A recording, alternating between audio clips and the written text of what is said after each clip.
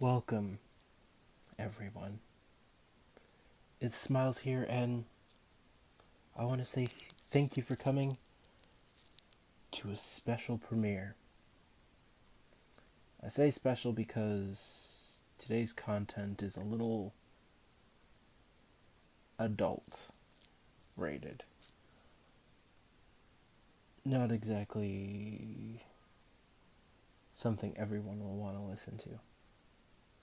But I hope you enjoy either way. Um,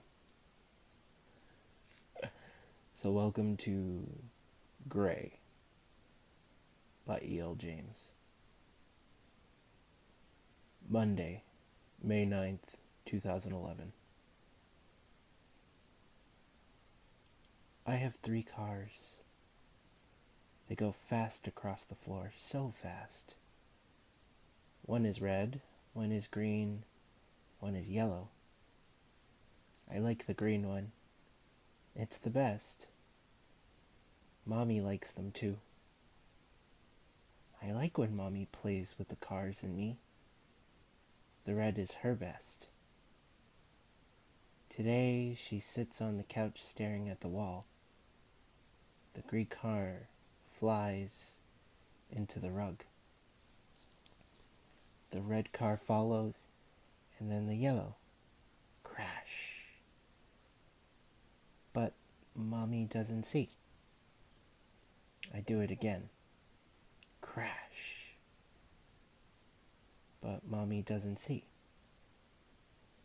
I aim the green car at her feet, but the green car goes under the couch. I can't reach it. My hand is too big for the gap. Mommy doesn't see. I want my green car.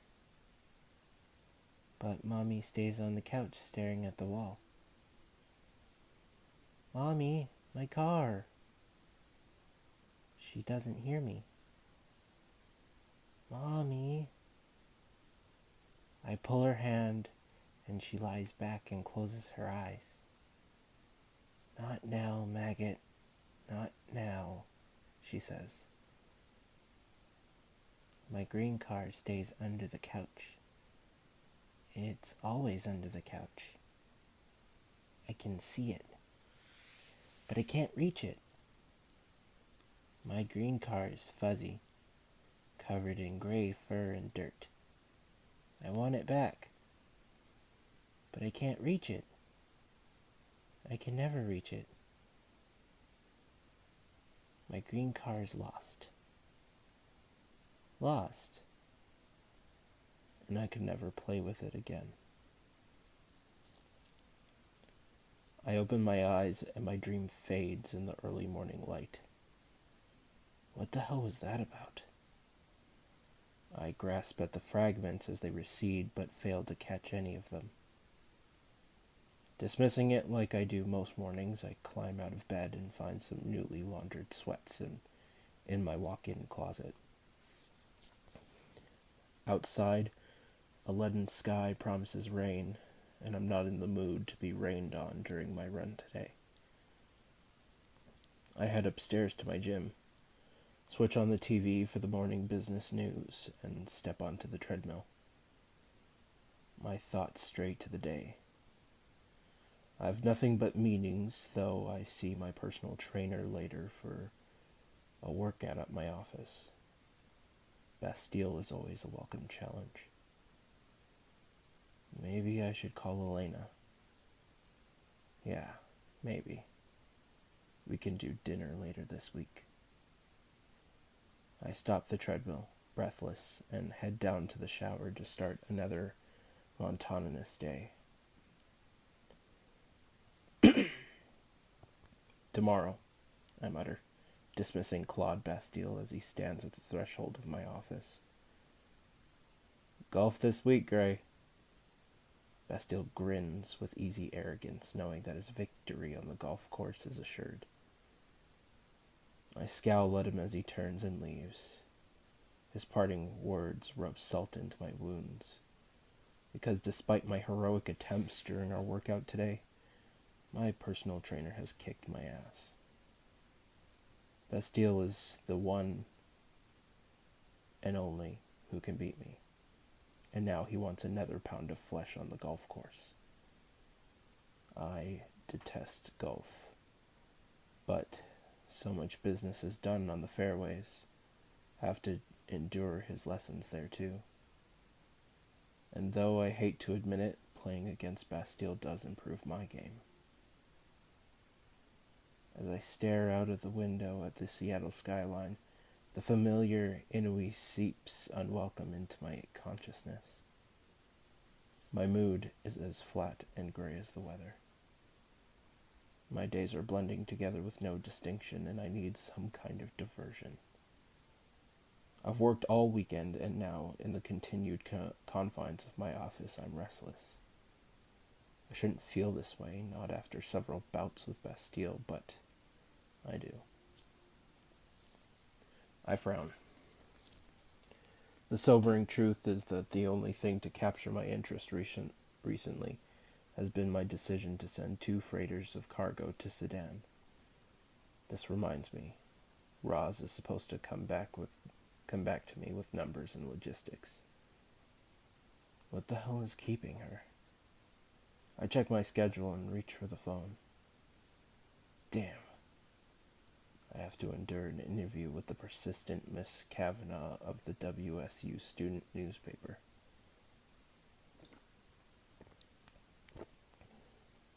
Why the hell did I agree to this? I loathe interviews. Inane questions from ill-informed, envious people intent on probing my private life. And she's a student. The phone buzzes. Yes, I snap at Andrea, as if she's to blame. At least I can keep this interview short. Miss Anastasia Steele is here to see you, Mr. Gray. Steele? I was expecting Catherine Kavanagh. It's Miss Anastasia Steele who's here, sir. I hate the unexpected. Show her in.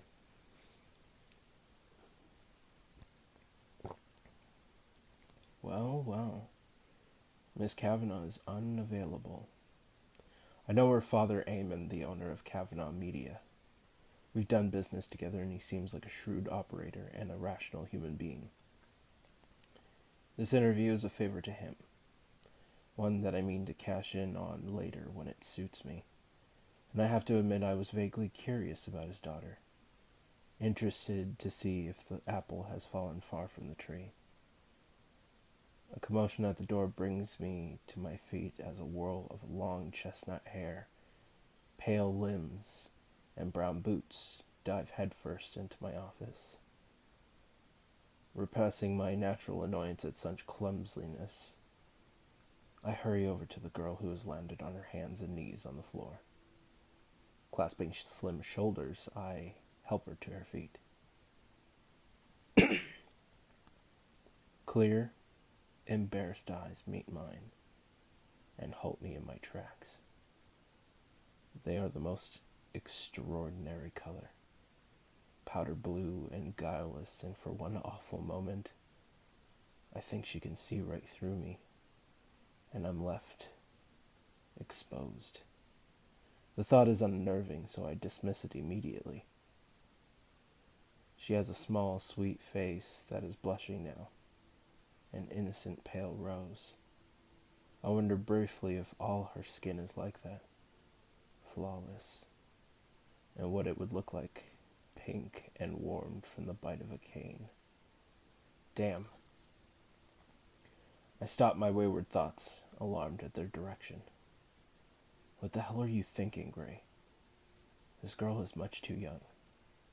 She gapes at me, and I resist rolling my eyes. Yeah, baby. It's just a face, and it's only skin deep. I need to dispel that admiring look from those eyes, but let's have some fun in the process. Miss Kavanagh, I'm Christian Gray. Are you all right? Would you like to sit? There's that blush again. In command, once more I study her. She's quite attractive. Slight, pale, with a mane of dark hair barely contained by a hair tie. A brunette. Yeah, she's attractive. I extend my hand as she stutters the beginning of a mortified apology and places her hand in mine. Her skin is cool and soft, but her handshake is surprisingly firm. Miss Kavanagh is indisposed, so she sent me. I hope you don't mind, Mr. Gray. Her voice is quiet, with a hesitant musicality, and she blinks erratically, long lashes fluttering. Unable to keep the amusement from my voice as I recall her less than elegant entrance into my office, I ask who she is. Anastasia Steele. I'm studying English literature with Kate. Catherine. Miss Kavanagh at WSU Vancouver. A bashful, bookish type, eh? She looks it, poorly dressed, her slight frame hidden beneath a shapeless sweater, an A-line brown skirt, and utilitarian boots. Does she have any sense of style at all? She looks nervously around my office, everywhere but at me. I note with amused irony. How can this young woman be a journalist? She doesn't have an assertive bone in her body. She's flustered, meek, submissive. Bemused at my inappropriate thoughts, I shake my head and wonder if first impressions are reliable. Muttering some platitude, I ask her to sit, then notice her discerning gaze appraising my office paintings. Before I can stop myself, I find I'm explaining them. A local artist, Troughton. They're lovely, raising the ordinary to extraordinary, she says dreamily, lost in the exquisite fine artistry of Troughton's work. Her profile is delicate, an upturned nose, soft full lips, and in her words she has captured my sentiments exactly. Raising the ordinary to extraordinary. It's a keen observation. Miss Steele is bright. I agree and watch, fascinated as that flush creeps slowly over her skin once more. As I sit down opposite her, I try to bridle my thoughts. She fishes some crumpled sheets of paper and a digital recorder out of her large bag. She's all thumbs, dropping the damned thing twice on my Bajas coffee table. It's obvious she's never done this before, but for some reason I can't fathom, I find it amusing. Under normal circumstances, her maladroitness would irritate the hell out of me. But now, I hide my smile beneath my index finger and resist the urge to set it up for her myself. As she fumbles and grows more and more flustered, it occurs to me that I can refine her motor skills with the aid of a riding crop. Adeptly used, it can bring even the most skittish to heel. The errant thought makes me shift in my chair. She peeks up at me and bites down on her full bottom lip. Fuck. How did I not notice how inviting that mouth is? Sorry, I'm not used to this. I can tell, baby, but right now I don't give a damn, because I can't take my eyes off your mouth. Take all the time you need, Miss Steele. I need another moment to marshal my wayward thoughts. Gray, stop this now. Do you mind if I record your answers? She asks, her face candid and expectant. I want to laugh. After you've taken so much time to set up the recorder, you ask me now? She blinks, her eyes large and lost for a moment, and I'm overcome by an unfamiliar twinge of guilt. Stop being a shit, Gray. No, I don't mind. I don't want to be responsible for that look.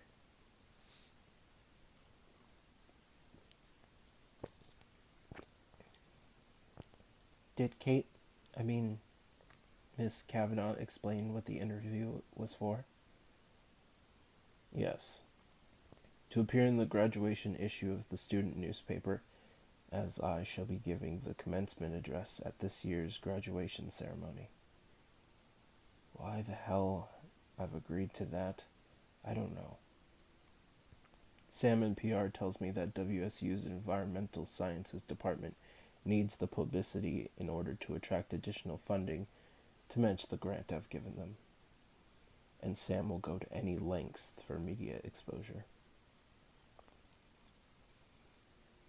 Miss Steele blinks once more as if this is news to her, and she looks disapproving. Hasn't she done any background work for this interview? She should know this. The thought cools my blood. It's displeasing. Not what I expect from someone who's imposing on my time. Good. I have some questions, Mr. Gray. She tucks a lock of hair behind her ear, distracting me from my annoyance. I thought you might, I say dryly. Let's make her squirm. Obligingly she does, then pulls herself upright and squares her small shoulders.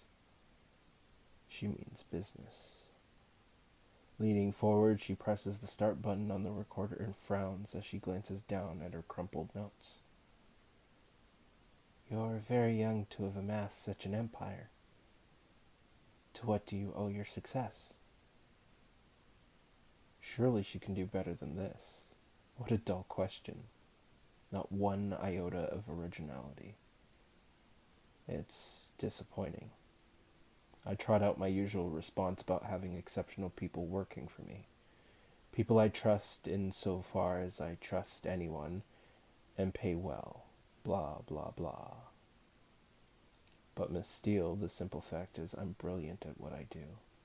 For me, it's like falling off a log, buying ailing, mismanaged companies and fixing them, keeping some, or if they're really broken, stripping their assets and selling them off to the highest bidder.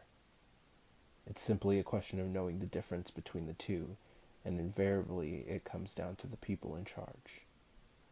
To succeed in business, you need good people, and I can judge a person better than most.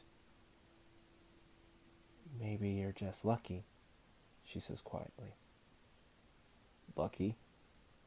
A frisson of annoyance runs through me. Lucky!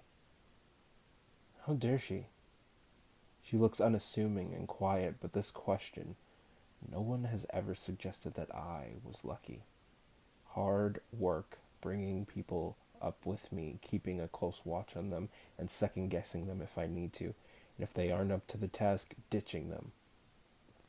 That's what I do, and I do it well. It's nothing to do with luck. Well, to hell with that.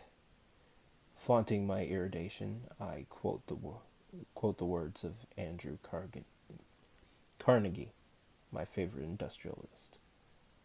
The growth and development of people is the highest calling of leadership.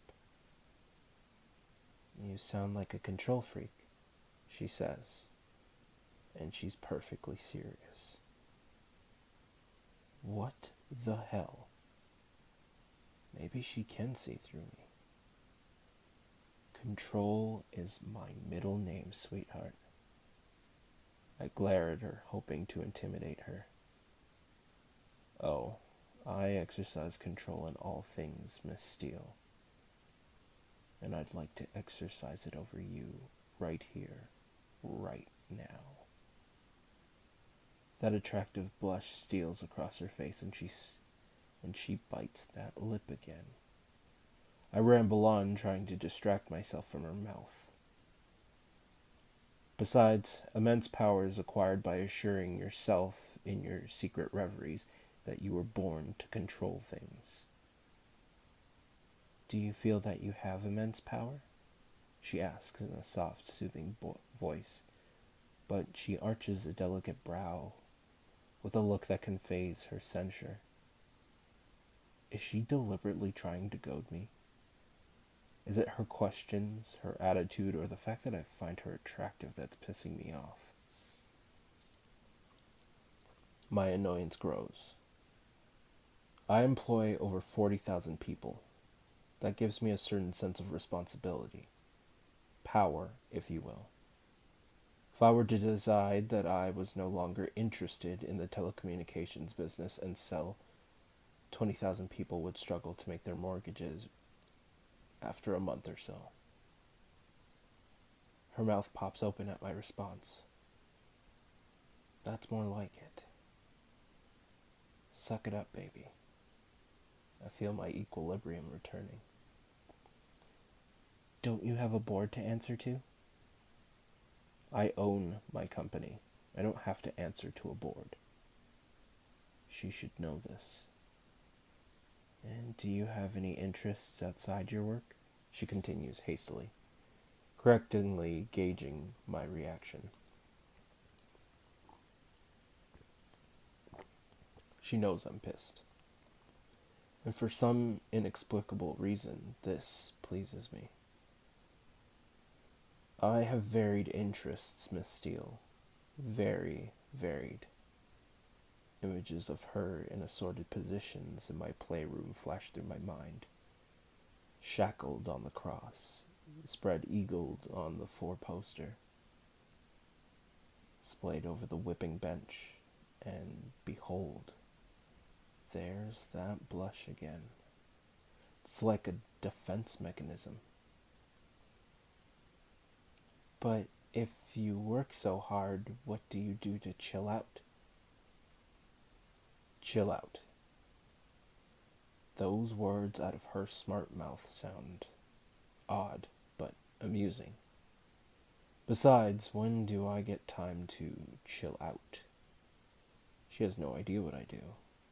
But she looks at me again with those ingenuously big eyes, and to my surprise I find myself considering her question. What do I do to chill out? Sailing, flying, fucking, testing the limits of attractive brunettes like her, and bringing them to heel. The thought makes me shift in my seat, but I answer her smoothly, omitting a few favorite hobbies. You invest in manufacturing. Why specifically? I like building things. I like to know how things work, what makes things tick, how to construct and deconstruct it. And I have a love of ships. What can I say? They transport food around the planet. That sounds like your heart talking rather than logic and facts. Heart? Me? Oh no, baby. My heart was savage beyond recognition a long time ago.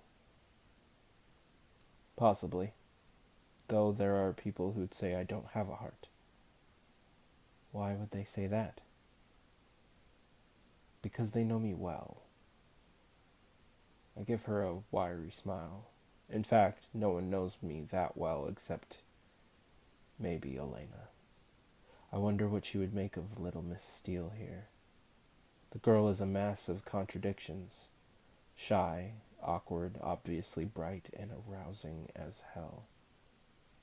Yes, okay, I admit it. I find her alluring. She recites the next question by rote. Would your friends say you're easy to get to know? I'm a very private person. I go a long way to protect my privacy. I don't often give interviews. Doing what I do, living the life I've chosen, I need my privacy. Why did you agree to do this one? Because I'm a benefactor of the university, and for all intents and purposes, I couldn't get Miss Kavanagh off my back. She badgered and badgered my PR people, and I admire that kind of tenacity. But I'm glad it's you who turned up and not her. You also invest in farming technologies. Why are you interested in this area? We can't eat money, Miss Steele, And there are too many people on this planet who don't have enough food. I stare at her, poker-faced. That sounds very philanthropic.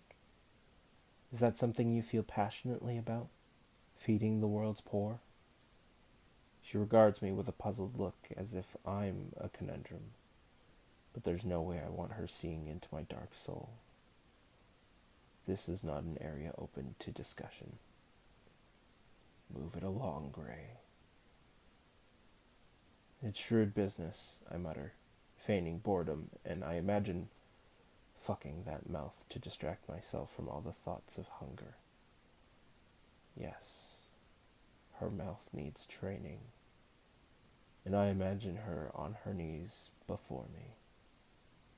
Now that thought is appealing. She recites her next question, dragging me away from my fantasy. Do you have a philosophy? If so, what is it? I don't have a philosophy as such, maybe a guiding principle. Carnegie's. A man who acquires the ability to take full possession of his own mind may take possession of anything else to which he is justly entitled. I'm very singularly driven. I like control of myself and those around me. So you want to possess things? Yes, baby. You, for one. I frown, startled by that thought. I want to deserve to possess them, but yes, bottom line, I do. You sound like the ultimate consumer. Her voice is tinged with disapproval, pissing me off again. I am. She sounds like a rich kid who's had all she's ever wanted, but as I take a look at her clothes, she's dressed in clothes from some cheap store like Old Navy or H&M. I know that isn't it. She hasn't grown up in an affluent household. I could take care of you. Where the hell did that come from? Although now that I consider it, I do need a new sub. It's been, 2 months since Susanna? And here I am salivating over this woman. I try an agreeable smile. Nothing wrong with conception. After all, it drives what's left of the American economy. Oh my God. Economy. You were adopted. How much do you think that's shaped the way you are? What does this have to do with the price of oil? What a ridiculous question. If I'd stayed with the crack whore, I'd probably be dead. I blow her off with a non-answer, trying to keep my voice level, but she pushes me, demanding to know how old I was when I was adopted. Shut her down, Gray. My tone goes cold. That's a matter of public record, Miss Steele. She should know this too. Now she looks contrite as she tucks an escaped strand of hair behind her ear. Good. You've had to sacrifice family life for your work? That's not a question. I snap. She startles, clearly embarrassed, but she has the grace to apologize, and she rephrases the question. Have you had to sacrifice family life for your work? What do I want with a family? I have a family. I have a brother, a sister, and 2 loving parents. I'm not interested in extending my family beyond that. Are you gay, Mr. Gray? What the hell? I cannot believe she said that out loud. Ironically, the question even my own family will not ask. How dare she? I have a sudden urge to drag her out of her seat and bend her over my knees, spank her, and then fuck her over my desk with her hands tied behind her back. That would answer her ridiculous question. I take a deep, calming breath. To my vindictive delight, she appears to be mortified by her own question. No, Anastasia, I'm not. I raise my eyebrows, but keep my expression impassive. Anastasia. It's a lovely name. I like the way my tongue rolls around it. I apologize. It's, written here. She's at it again with her hair behind the ear. Obviously, it's a nervous habit. Are these not her questions? I ask her, and she pales. Damn. She really is attractive in an understated sort of way. No. Kate, Miss Kavanaugh. She compiled the questions. Are you colleagues on the student paper? No, she's my roommate. No wonder she's all over the place. I scratch my chin, debating whether or not to give her a really hard time. Did you volunteer to do this interview? I ask, and I'm rewarded with her submissive look. She's nervous about my reaction. I like the effect I have on her. I was drafted. She's not well. Her voice is soft. That explains a great deal. There's a knock on the door, and Andrea appears. Mr. Gray, forgive me for interrupting, but your next meeting is in 2 minutes? We're not finished here, Andrea. Please, cancel my next meeting. Andrea gapes at me, looking confused. I stare at her. Out. Now. I'm busy with little Miss Steele here. Very well, Mr. Gray, she says, recovering quickly, and turning on her heel, she leaves us. I turn my attention back to the intriguing, frustrating creature on my couch. Where were we, Miss Steele? Please, don't let me keep you from anything. Oh no, baby. It's my turn now. I want to know if there's any secrets to uncover behind that lovely face. I want to know about you. I think that's only fair. As I lean back and press my fingers to my lips, her eyes flick to my mouth, and she swallows. Oh yes, the usual effect. And it is a gratifying moment to know she isn't completely oblivious of my charms. There's not much to know, she says, her blush returning. I'm intimidating her. What are your plans after graduation? I haven't made any plans, Mr. Gray. I just need to get through my final exams. We run an excellent internship program here. What possessed me ever to say that? It's against the rules, Gray. Never fuck the staff. But you're not fucking this girl. She looks surprised and her teeth sink into that lip again. Why is that so arousing? Oh, I'll bear that in mind, she replies, though I'm not sure I'd fit in here. Why do you say that? I ask. What's wrong with my company? It's obvious, isn't it? Not to me. I'm confounded by her response. She's flustered again as she reaches for the recorder. Shit, she's going. Mentally, I run through my schedule for that afternoon. There's nothing that won't keep. Would you like me to show you around? I'm sure you're far too busy, Mr. Gray, and I do have a long drive.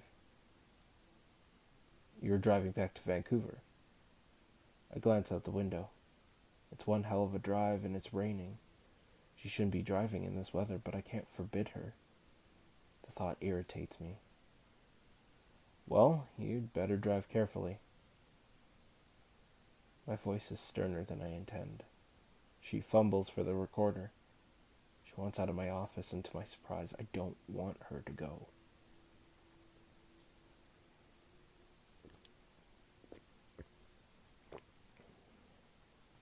Did you get everything you need? I ask in a transparent effort to prolong her stay. Yes, sir, she says quietly. Her response floors me. The way those words sound coming out of that smart mouth, and briefly I imagine that mouth at my beck and call. Thank you for the interview, Mr. Gray.